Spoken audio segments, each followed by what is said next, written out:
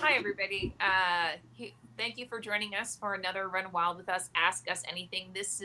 I'm Lisa Kastner. I'm the founder and executive editor and all around chaos instigator. Um, and I am here with Terry Hawkins, who's one of our fantastic authors.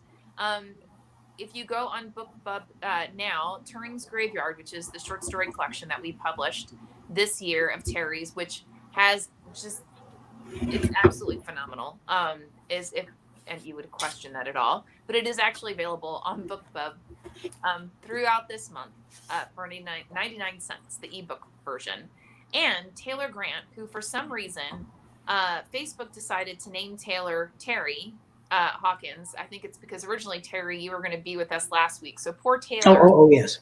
got a complete disservice. And I keep changing the title so it says Taylor Grant. And Facebook has chosen to change it back every time I do so. So little do you know, Terry, you were actually a marketing executive in Los Angeles.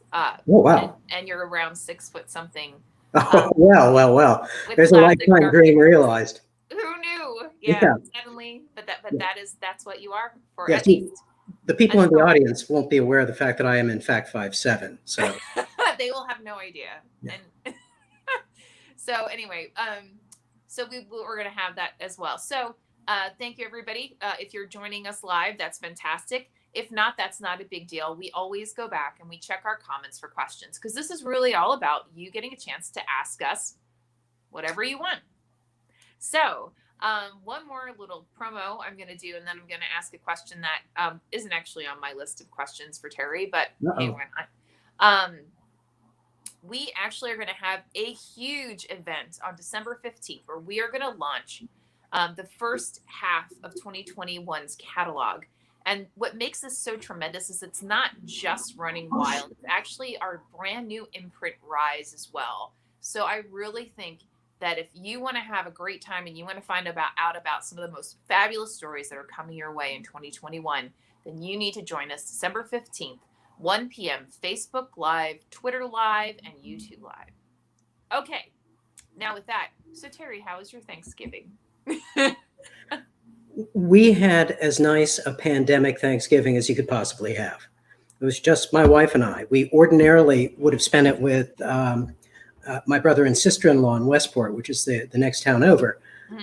But their son, my godson, had just returned from the University of Wisconsin-Madison. So he is staying in his own basement for the next 14 days. And they're pretty thoroughly quarantined. It's just the two of us with a couple of trays of brisket. What could be better? It sounds wonderful. It was. Awesome. Okay, so now I am going to ask the for real questions.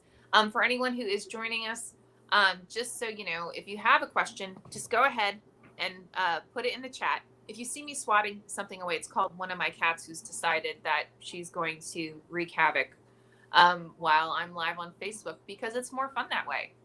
Okay. So Terry, you have gotten some amazing reviews for all of your books. So what does that feel like? Well, I can tell you from experience, it feels a lot better than bad reviews. Substantially better than bad reviews. Having been raised Catholic, my immediate response to a good review is to assume that they were talking about somebody else. But I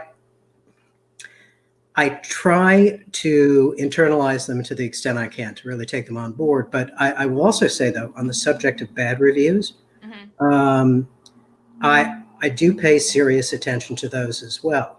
And in fact, one of the reasons I'm revising my first novel, The Rage of Achilles now, is that I read a bad review of it that I thought was really pretty good. I mean, the guy got it. Yeah, the guy got it better than I did.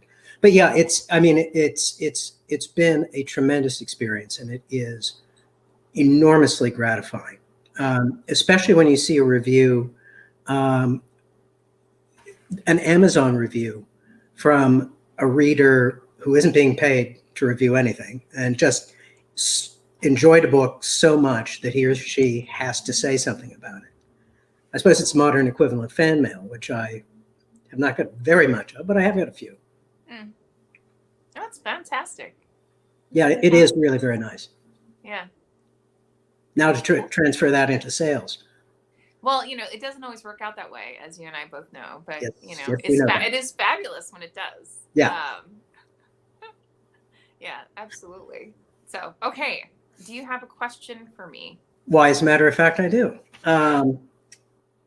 The first question I have is actually one that you probably have addressed previously in other contexts, but what is it that made you decide to start your own press? So it's kind of, well, okay, to me it's interesting. To the rest of the world, it's probably like, Jesus Christ, she's talking about this again. So I've been writing fiction for 20 years now, meaning like on a regular, serious basis.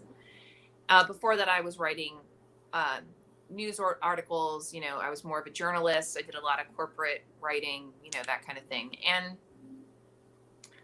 the longer when I first started writing, I was under the stupid assumption that, if you're a great writer, you're going to get picked up and, everyone's going to love your work and it's going to get a lot of attention and you will become the rock star that you were meant to be.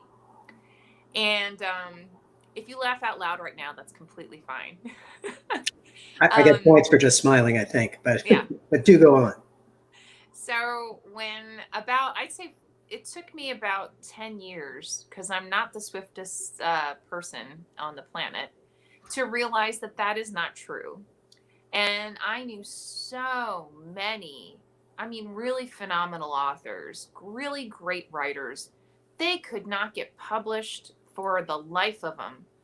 They could try, they were willing to pay a publication to publish them. And it's still, right? I'm only slightly exaggerating, by the way, with that statement. And my husband kept hearing me talk about this. And, he's also in a creative industry. He's a musician and is quite familiar of this phenomenon. Because it is actually it's indicative, no matter the industry, to be candid, right?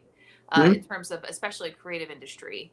Just because you're brilliant and you can tell a great story and so forth and so on, that does not mean that it's actually going to result in something that's palpable, let alone something that'll allow you to feed your family. So I said, I complained about it enough that my husband's like, well, why don't you just start your own press? And he basically said this to me from, I'd say, probably our first date. All the way through for a couple of years. And, all along the way I was doing some research, but, like because I teach creative writing and I go to a lot of workshops and conferences and such. And I would read someone's work and I would say, oh, this would actually be a great fit for blah. And I might make a suggestion for a vision. Why don't you send to these places? And then I'd follow up with these writers and I would find out that it didn't get picked up. And, generically speaking, the feedback was almost always, hence generic, well, it's not quite right for us. It wasn't that the story was bad. It wasn't that the writing was bad. It was that, it didn't fit that theme for that month. And I also have experienced this quite a bit. And in all honesty, I still experience it today. I have a short story that's making the rounds right now. And I have gotten some of the most positive, ragingly fantastic rejections for this short story that I have ever gotten in my entire life. And it is almost always followed with the end statement of, please send us more of your work, in that intonation of, nearly begging. And I just need writers to understand, like, we all get that, right? Like, it's, well, if you're a really good writer, right, you get those kinds of rejections, and that is more common than not. So I did my homework and I thought, well, I'll start the press. I'll publish one of my own stories just because I'd rather be the guinea pig than have someone else be the guinea pig. And so I did. I published one of my own stories. So I'm very familiar with the range of, oh my gosh, this is fantastic, to I didn't get it. I have no idea what the hell that was supposed to be. Right. So in terms of reviews. And I also realized that there wasn't a really great home to publish short stories or to publish novellas. And I am personally a huge fan of novellas. If you want to see a form that is ideal to have that content translated onto TV or film, it is the novella. Short story, yes, to a certain extent, but absolutely 100% novellas.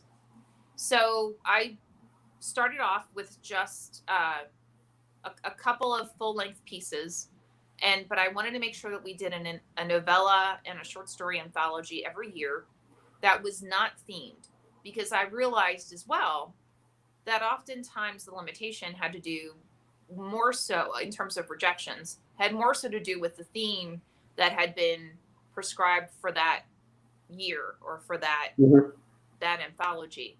And I wanted to avoid that, because if you're a smart editor, then you're going to be able to figure out how to structure these short stories or these novellas in a way that the reader feels fulfilled when they go from one to another, if that makes sense. So that incredibly long explanation. So that's how it began.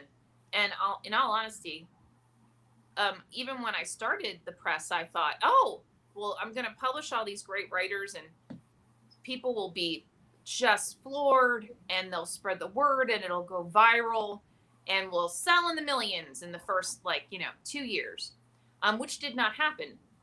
But what has happened is we have gotten a lot of great attention and a lot of really great reviews and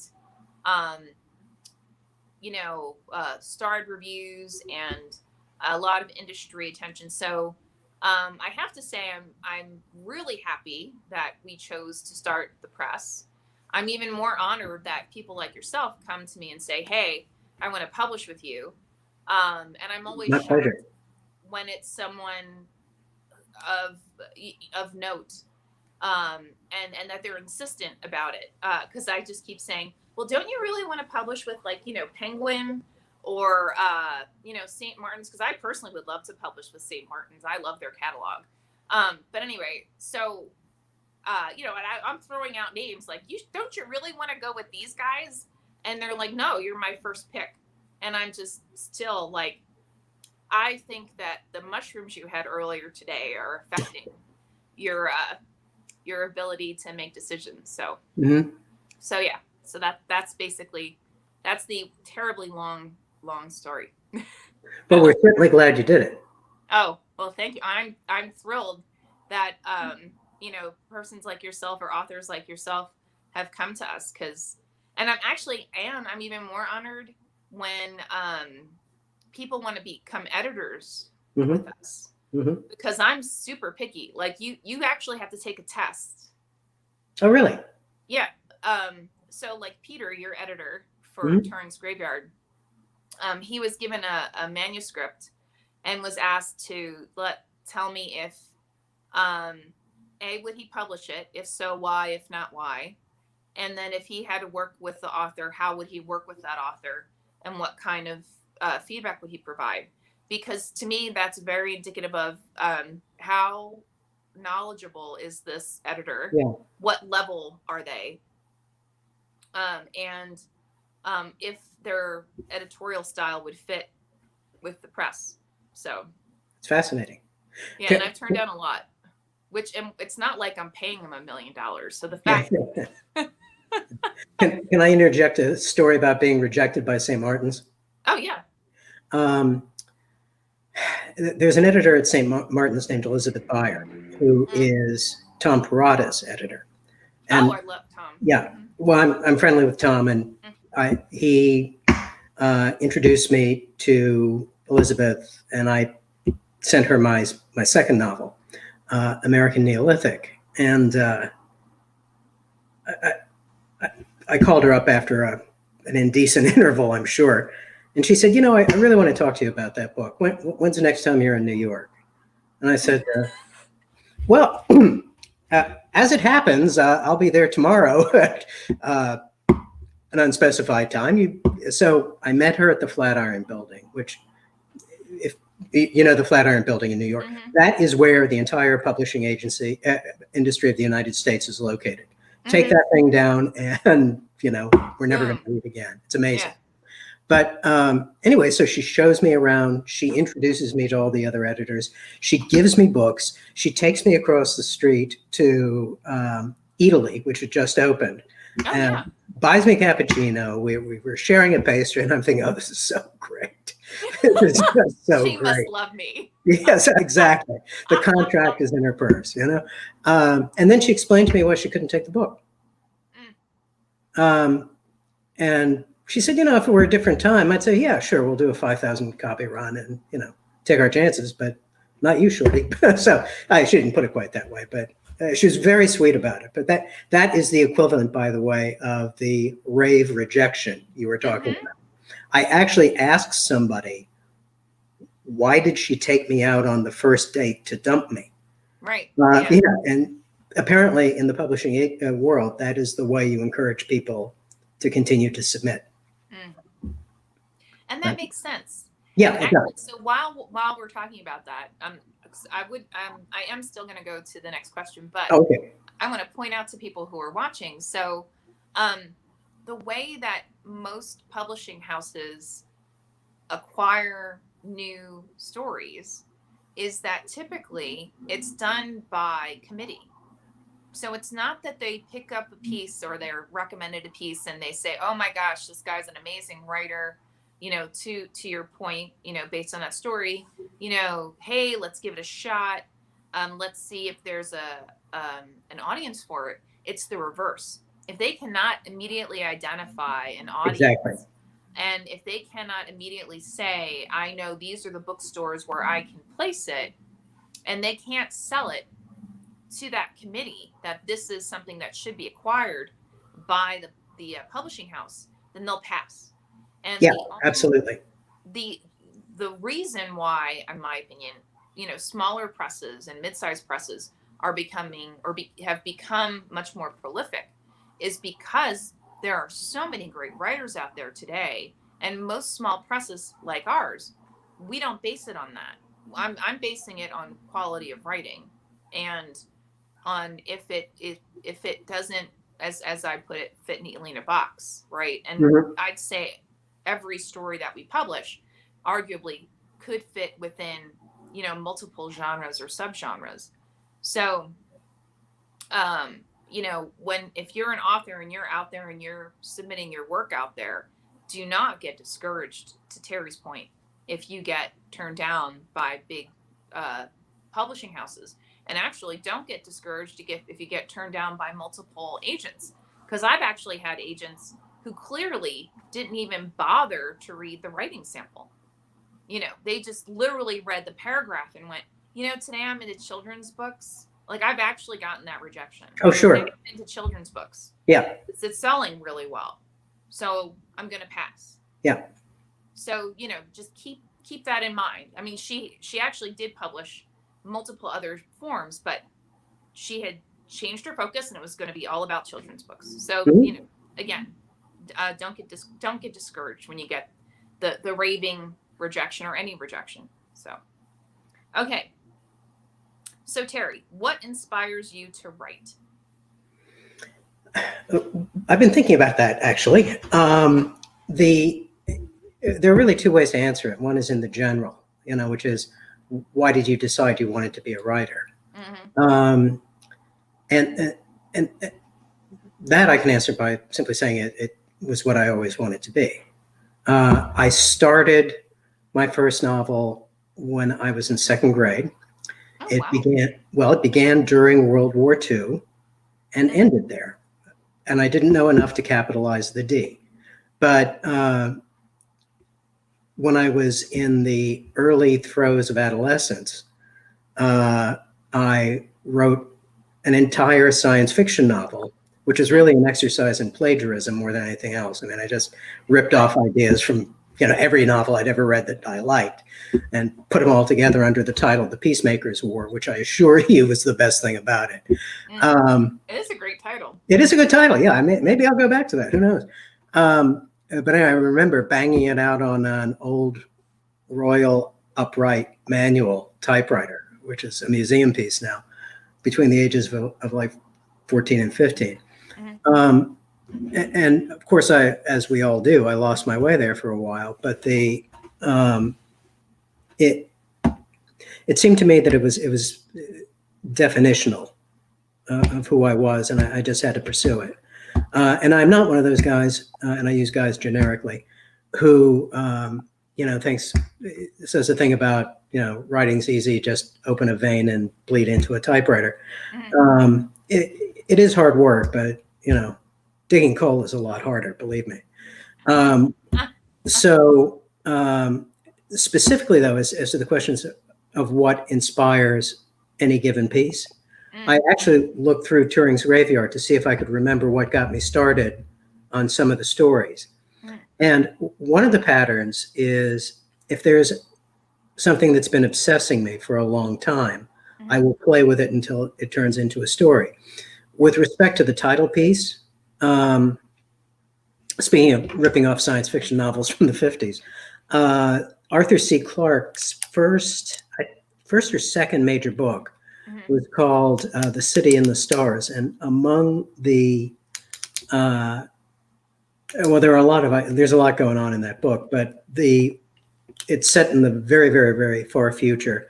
And the citizens of the last city in the world periodically, what we would call, upload their personalities into a computer, keep them there for 1 million years or so, and then download them. And, that way they keep the population mixed up. And, that idea became more and more current as we became more and more comfortable with, the whole idea of uploading a personality. I mean, that's a show that I will turn to as soon as we're finished with Killing Eve. And the question that really drove that for me was, when you upload a personality, if you could upload a personality, are you actually uploading it, or are you simply copying it? Because the you that remains will experience death, maybe whatever happens between the upload and death. So it's not perfect. So that's why in that story, one of the characters is either a bot or an AI or an uploaded personality or maybe a ghost. The last story in the book is actually the product of a diseased imagination. I had thought, and I'm sure everybody has these confabulated memories. I had thought that in fact, I remember hearing a story about a horrible thing that happened to my father. My father's grew up in West Virginia in the Depression. And, as you can imagine, that was pretty rugged, and a horrible thing happened. I remember the story very clearly. A family was too poor to give an infant who died at birth a funeral, so they buried the infant in the backyard, and a dog dug it up. Oh, God. I remember, as I say, I remember hearing that story. Now, I took it a little bit farther than that in the story, but it was, I had images of that stuck in here. Yeah, sure. But a couple of years after the story was first published online, I think, I was at a family gathering and tried to get my cousins to confirm that this had actually happened. And they was, no, what is the matter with you? Where does it come from? People were edging away from me at the table. It was really quite embarrassing. But again, it's a fragment of a memory. It got in there somehow. I don't know where it came from. Maybe a mini stroke. I don't know. But for me at least, I will have either images or ideas that will kind of collide with one another until something comes out. I don't follow the same process every time. That's for sure. Cool. Interesting. Well, let me ask you one then. Okay. So you had mentioned your acquisition process to the extent that you're looking for stuff that doesn't fit in a box. Could you describe the acquisition process in more general terms so that our people out there in cyberspace would know how that aspect of the business works? Sure, absolutely. So we have a submittable page. And if you go on submittable.com and search off of Running Wild Press, you'll find it.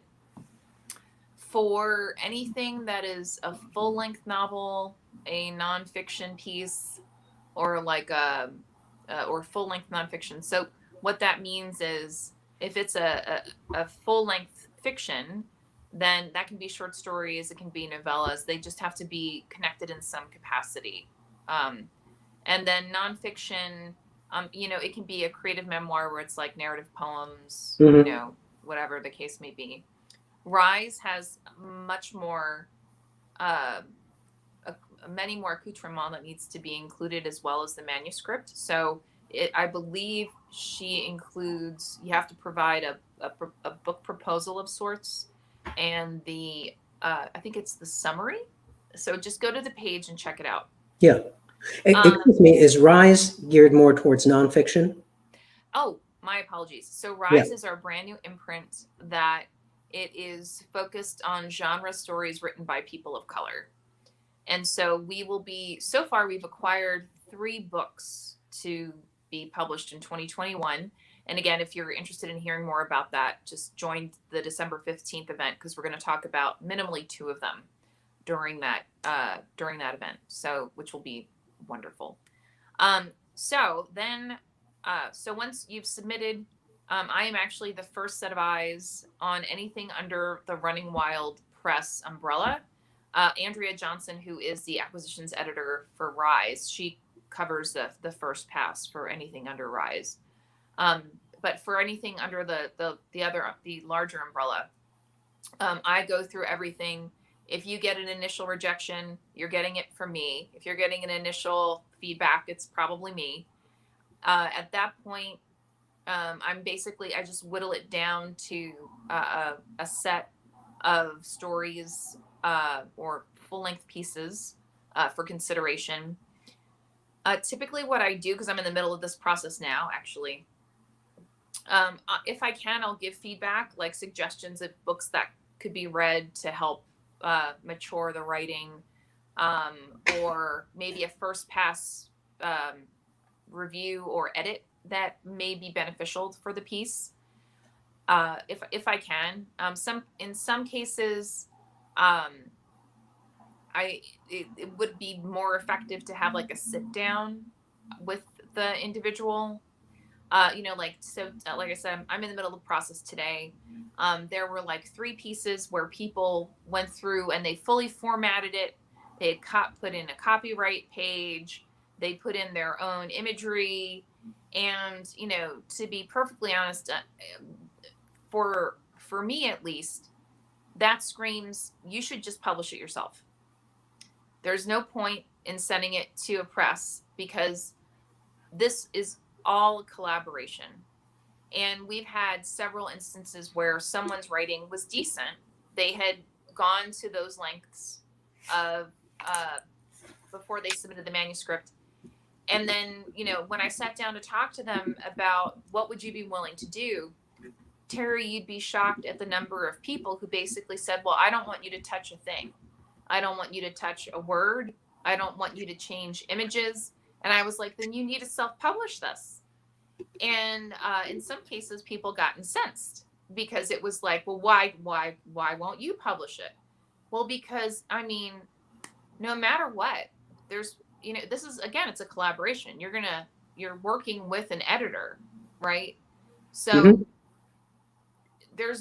From my perspective, there's no benefit to the person getting published by a press. Now, in some cases they owned up, well, you have distribution methods and marketing and stuff that I don't have access to. And I was like, but that's not a reason for me to pick up your work. You've clearly made a decision. So if you are an author or an aspiring author and you have gone to those lengths and it's getting rejected all over the place, I'm telling you now, this is why. So you may want to reconsider your approach as you're sending the piece out. So anyway, so then I'm looking for pieces that, again, they just Excuse don't fit. me, you can tell I look somewhat puzzled by that response. I mean, do people really, it's your ink, it's your paper. Right. Why would you not have a role in crafting what you're going to be trying to sell for their benefit? But from their perspective, they've thought this through and they know exactly how it should be presented. I'm guessing, based on the conversations that I've had to date, that's basically the thought process. And I heavily encourage, especially if it's nonfiction, self-publish it. So what? You know, people are more apt to pick up a nonfiction piece that's really well written, that's self-published, actually more so than a full-length fiction piece. So try it, right? Now, again, if you do that though, and then it doesn't sell well and you get frustrated, then submitting it to a press and saying, I want you to publish it as is, blah, blah, blah. That's not a selling point.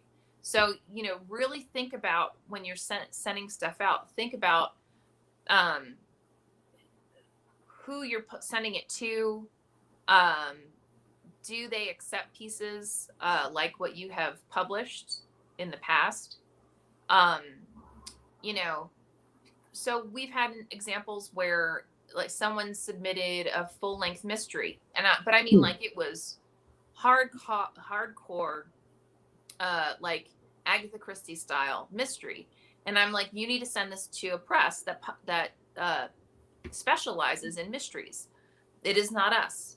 So when you're sending stuff out, also think about that. Make sure you're sending it to presses that, why don't set yourself up for failure. Set yourself up for success and do your homework, right? And make sure that something about their catalog. You don't have to necessarily have read everything within the catalog, but at least, skimmed it, right? Pick it up from your library. Ask your library to pick up the ebook, something, right? So that you can have some sort of familiarity with what they actually do publish. So I'm just looking for great writing. Typically stories that aren't, again, clearly within a specific genre. Those things that are more eclectic, in part because of why we started the press in the first place, was to give a home to those types of stories. Once I've whittled it down, I then reach out. I have about 6 editors that I work with regularly. I will ask them to go through those stories that I've greenlit, like as for potential, and ask them if they're interested in working with these stories, because I want to make sure that the editor feels as though this is something that they can help really blossom and make that piece, truly shine, right? And then at that point, once I've found a match, we only publish between like 10 to 15 stories. I think last year we did 18, something like that. Like 10 to 15 on the outside, maybe 20 stories a year, or, pieces a year. That has more to do with, there's only so many of us. And it is a lot of work to put out those stories. So as we grow, right, and as we have more and more people on staff, then I will be able to publish more. But right now, that's basically where we are, somewhere between 15 and 20 stories a year. At that point, I put an offer out to those authors who our editors have said, I would love to work with this guy or woman. And we then negotiate a contract. Once the contract's signed, sign a contract with the editor as well, and then it's off and running. unlike a lot of other presses where they will set a release date up front, I don't want the editor and the authors to feel pressured to just get something out the door, right? So what I'll typically do is say, why don't we target this time frame? But again, I want you to take your time, right, and make this the best piece it can be. Once I have confirmation from the editor that we're there, I then will do a read through, and then we will set the target publication date to be somewhere between, like, usually between 6 and 8 months after the manuscripts, we consider it to be completed. At that juncture, I sit down with the author. We brainstorm covers. I have a graphic designer that we always work with who's absolutely fantastic. We have the cover generated. We have the interior designed. And then I then start sending it out for reviews as soon as all that's available. I heavily encourage authors to reach out to their favorite authors to get a blurb, because you'd be surprised who'll say yes. Oh yeah. I mean, every author I know they've been new at some point, right? They still remember what that feels like. And so most authors, as long as they have the time and as long as they read the piece and they say, oh, wow, this is great, they will give you a blurb, right? Oh, yeah. Even if it's not a rave review, they'll make sure there is at least one word like fabulous in the middle of a meh sentence. Yeah. Right? Just so that you can a fabulous waste of time. Yeah, exactly. Right. Yeah. So, just don't limit yourself on that. And then we also work with the author in terms of, what will the publicity look like? What can be done? If the author wants to hire a publicist, which I heavily encourage, right? We can, talk about publicists I've seen that work really well, or, they seem to have done really well. And then we also talk about, how can you use or leverage your own network and your friends' networks and so on to help. So back to the topic we had in the beginning, help with sales. Because again, it's amazing. You can get some of the best reviews on the planet, and it may not result in an increase in sales. Fingers crossed it does, because typically reviews are how you get an increase in sales, but it may not be at the exponential factor that you'd hope for. So, yeah. So that's basically the process. Did I miss anything? I don't think so. Okay, cool. All right. Now, for anyone who is watching, I just want to remind you, if you have a question for myself or for Terry or for both of us, feel free to go ahead and pop it in the chat. I will be more than happy to repeat the question, and then we'll answer it. If anyone's watching this and it is not Saturday at 2 p.m. Pacific time, then no big deal. Just go ahead, pop your question in the chat, and I always go back and I look for this to see if anyone's asked us anything, and I'll make sure that we address those questions afterwards. Okay. So my next question for you, if you could write anything, what would you write? I've this is another one that I've sort of struggled with. The thing about this business is there's really no limitation on what you can write. Right. I mean, it's just, ones and zeros or on a computer or ink on a page. At points I've wondered whether I should think of that in terms of what would I like to write better. I don't know that I can really address that either. What I can say, because it's not because I think I'm perfect by any stretch of the imagination, but I don't know where to begin. And by the way, there is one of the many interesting aspects of working with you and Peter on Turing's Graveyard is that I was looking at work that had been done over the course of 20 years. And that can be revelatory, and a little humbling, Mm-hmm. because there's a piece in there that's more than 20 years old. I think it was my first published piece. Mm-hmm. And I really don't recognize the guy who wrote it. And, you know, the writing's okay. I mean, I'll say that. The writing's okay. I mean, the words are in the right order, that kind of thing. But, you know, the commas are where they're supposed to be. But, Okay. you know, the arrogance that was dripping off every page. And, you know, you'll be shocked to find out that I have been described as arrogant even today. So when I look back at that guy 20 years ago, I think, God, what an asshole. That's pretty shocking. So in some ways, it's nice to see that you can get better. Mm-hmm. It also interests me that a lot of my themes have become more serious. I mean, I still write what I consider the funny stuff, but I'm also more interested in, you know, mortality. I mean, that's what everybody writes about all the time, as well as some of the larger issues.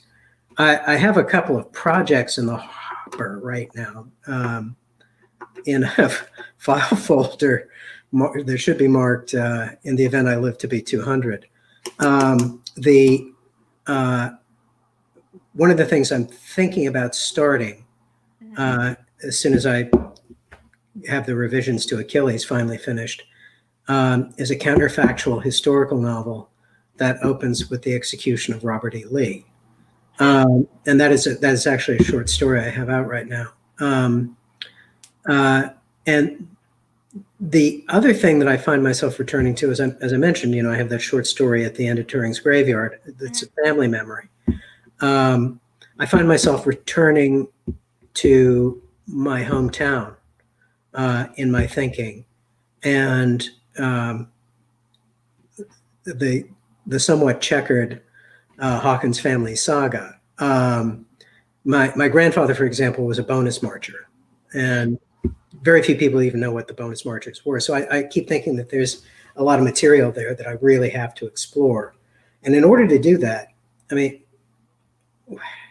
one of the things that's changed about me as a writer over the course of those 25 years is I take it a lot more seriously.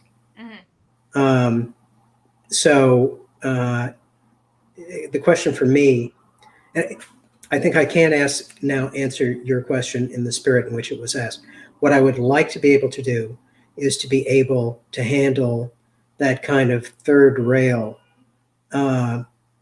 emotionally intense material deftly, because, you know, it's easy to handle funny stuff or you know, science fiction lightheartedly. But, you know, when you're talking about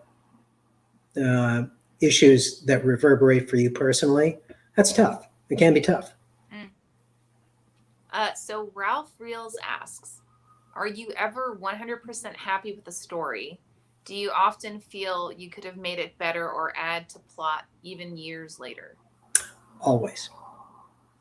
Gore Vidal told a story about Tennessee Williams. He went over to Tennessee Williams' house or whatever, and Tennessee was pounding away on a typewriter, and he said, Vidal said, what are you working on? And Williams said, A Christmas Memory or something like that. And Vidal said, you published that 3 years ago. And Williams said, yeah, but it's not done yet. So I've actually had the luxury of returning to some of my old stuff and reworking it. As I mentioned earlier, I'm working on the revisions to Rage of Achilles now.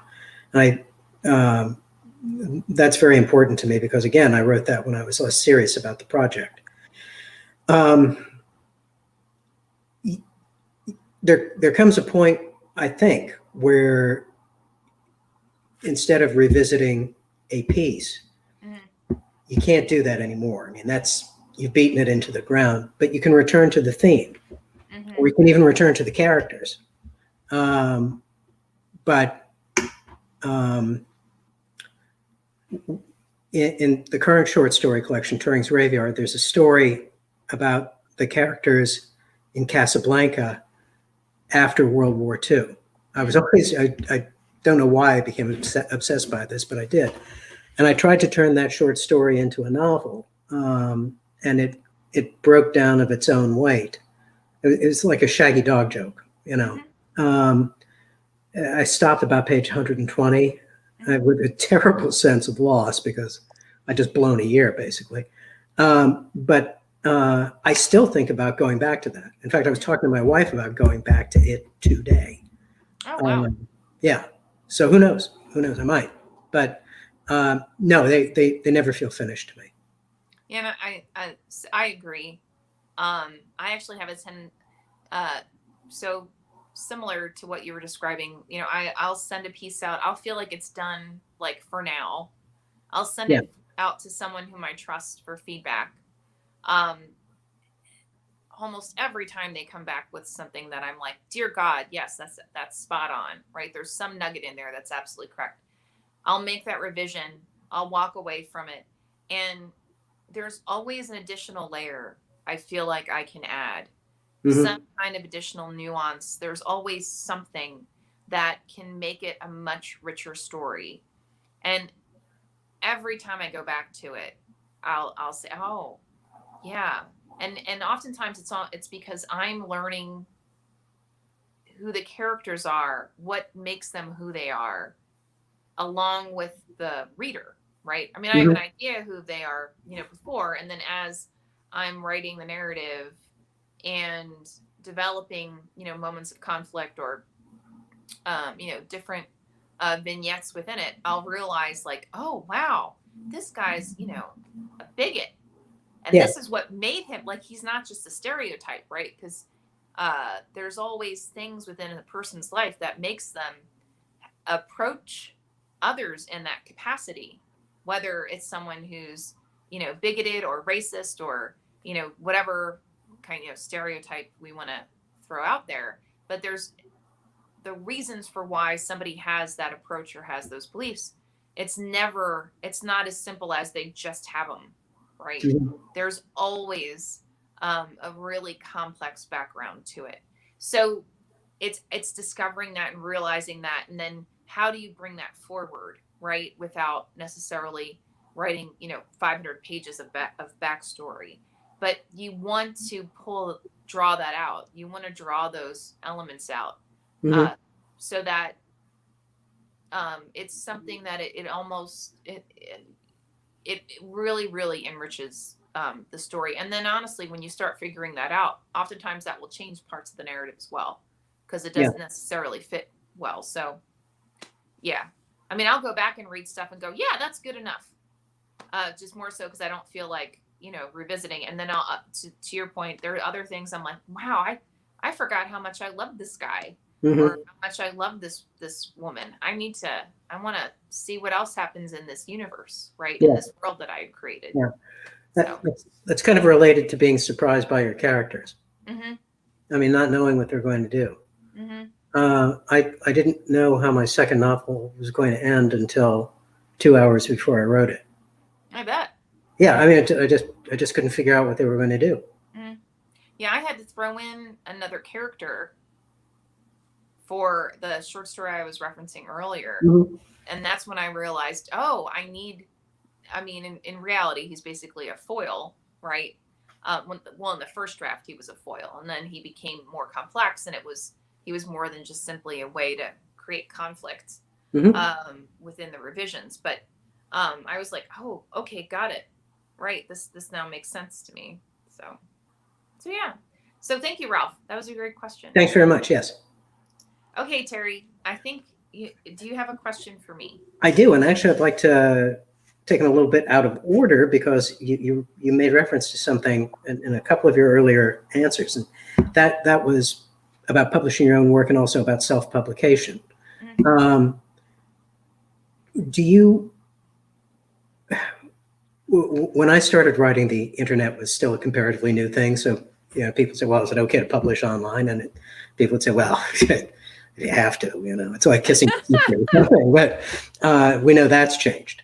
And so my question for you is, do you think that self-publication has lost some of the stigma that has been attached to it historically? So so I have two answers to this. So my first answer is, in part, it can, because so many authors now have either self-published, like Amazon. What is it? Amazon Publishing or whatever. Yeah. There have been so many really popular authors. Authors who were discovered through that. I think that helped in part to eliminate the stigma, or at least reduce it. I think as long, and there have been enough people who, they work their butts off, right? To sell their work at, festivals and, conferences and the local fair, the local market. And it sold well enough. Like in the thousands, in some case millions, that a larger house picked it up, right? And part two, well, I guess there's three parts. So another part of that is, if you're going to self-publish, you have to know what your goals are, right? If your goal is that you feel like this is done, and you just want to get it out there, and you want to have control of everything, right? You want to have control of the cover and the design and, whole nine yards. You should do that. Like, you need to do whatever it is that you personally are driven to do. If you are someone that you want to get published by one of the big five, that's your real goal, or I guess big four now, that is your real goal, then you need to approach it, in my opinion, from a different perspective. And you need to look at what they pick up and what it is that they want to publish. And you need to target that and write to that. And then that way, that you have a much greater likelihood to get picked up by one of the big four. If you are writing because this is some type of personal fulfillment, then you have to be ready for the fact that you may not get picked up by anybody, by a small press, by a medium-sized press, by a large press, because your stories aren't fitting neatly in a box. Your stories are more so, it's you're writing for self. You're not writing to a reader. You're writing for yourself. And if that's the case, then great. There is nothing wrong with that. And you may be more fulfilled by self-publishing it. Again, though, this is all about what is your goal for publication, and in order to reach that goal, what do you need to do, and will self-publishing fulfill that? So I think the stigma has reduced significantly. Everything I've heard, though, like a lot of the authors who self-published and then went on to get it picked up again by one of the big four, oftentimes it still gets a significant revision, just, so yeah. From what I understand. So, it's also being realistic in that capacity. You may have written something that's already been published, and sold like 1 million or 100,000 books, but the publisher may still want to do minimally a copy read. Maybe not something where they're saying they're not changing the structure or the narrative, but they're just cleaning up the copy. Yeah. So, yeah. Would you publish a book that had been previously self-published? Oh yeah, we have. We've published short story collections, short stories that have been previously published, and full length that have been previously published. But I always, before we acquire it, put in the caveat that as long as you are willing to work with the editor on a potential revision, then we'll pick it up. But if your expectation is we're going to publish it as is, then you should just self-publish it. So, cool. Great question. Okay, we have 5 minutes, and I think I am going to ask you a question. If you could work with anyone, another writer or an editor, who would you work with and why? Well, first, let me give kudos to our editor, Peter Wright, whom I enjoyed working with very much. Very good editor. Fabulous. Yeah. very perceptive. And in fact, I was going to ask you a question as to how you happen to pair us, but I'll wait for my round. Okay. The I, I don't know that I ever though think in terms of wanting to work with a particular editor, because I think one of the except Peter, except because one of the disadvantages to editing as a career is that you tend to be comparatively anonymous. And, you know, people in the larger world think you don't really do anything when in fact you really do a lot. So, I mean, there are legendary editors like Maxwell Perkins, I guess, who actually appeared in a movie, believe it or not. But otherwise, I think that when I think of writers I'd like to work with, I mean, the business is so inherently solitary that I'd never really think of working directly with a writer. That having been said, though, I have been extremely fortunate in having been mentored by far more talented and experienced writers than I am. I mean, I mentioned Tom Perrotta, the late great Richard Seltzer, you know, who were just unbelievably generous with their time and their advice. Tom, in fact, made one suggestion that completely changed the structure of my second novel, and well, it just transformed the way I thought about it. So I guess what I would encourage people to do is to find somebody who you can work with on that level, who will read what you write and give you suggestions, and somebody who you trust. Most working writers I know do have like writing buddies who they'll send stuff to just to, what do you think about this? I mean, it's a complete crap, or, you know, and that is tremendously helpful. To answer that question directly, I would have liked to have worked with Gore Vidal, who I thought of as one of the great prose stylists of the 20th century. Kind of, I won't say 21st because he kind of trailed off at the end there. I actually tremendously enjoyed his first historical novel, Julian, which I read when I was much, much, much too young, because I was actually too young to understand early 60s euphemisms for sex. I mean, I had no idea. What are they even doing? But I mean, seriously, I was like 12 or 13. I enjoyed it so much, and I think it really changed me in a lot of ways, that when my first novel, The Rage of Achilles, came out, I sent him a copy via his publisher, and he died. So I think that I prefer to think that I wasn't directly responsible for that. I highly doubt that. Yeah. I highly doubt that. Yeah. Cool. Great question. Okay. So do you want me to answer we have a minute and a half. Do you want me to answer how do I pair people? Or do you have another if you would, I'm really interested by that. Okay. So when I read pieces, because I know my editors' backgrounds and their editorial style, and I'm familiar with some of their work because I looked them all up. So if you're one of our editors and you didn't know I do that, yeah, I'm creepy that way. So I basically match based on who I think will bring the most out on the piece. So typically we have one editor, Ben White, who writes brilliant narrative poems. He has a military background and he does fabulous short stories. And he's a very generous editor. He's very kind, I think.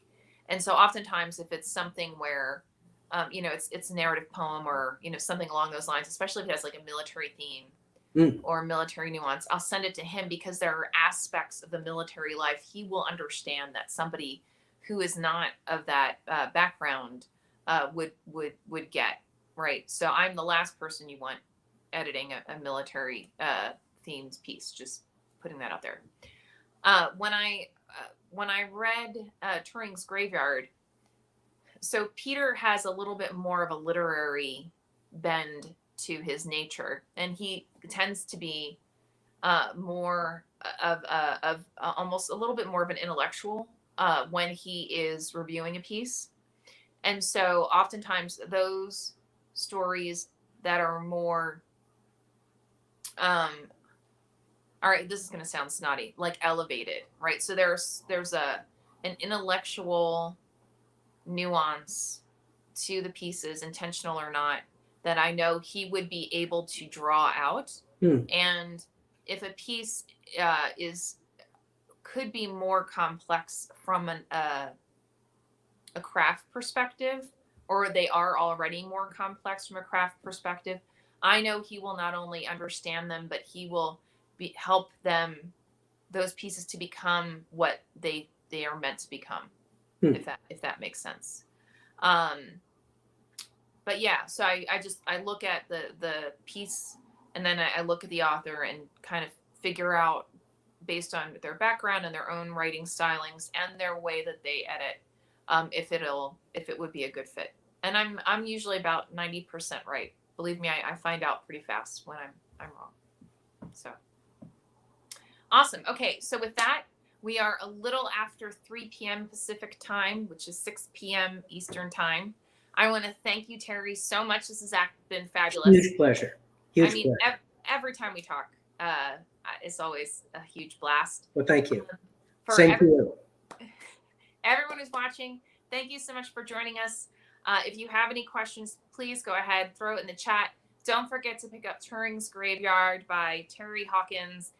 You will not regret it. Also, don't forget that December 4th, pick up Taylor Grant's The Many Deaths of Cole Parker ebook for 99 cents through BookBub, or pick it up now because it is also a fantastic collection. With that, we love you all. Happy holidays, and we will see you next week. Take care.